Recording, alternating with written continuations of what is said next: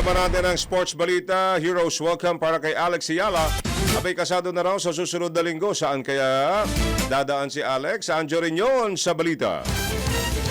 DWIZ Sports Balita. Magbabalik bansa na si Filipina tennis star Alex Ayala matapos ang kanyang makasaysayang Grand Slam stint sa Wimbledon kamakailan. Ayon sa team ni Ayala, magkakaroon ng isang fan meet na pinamagatang Home Court, the Alex Ayala Fan Meet Experience na magaganap sa Glorieta Activity Center sa Makati City sa darating na Miyerkules, Hulyo 15.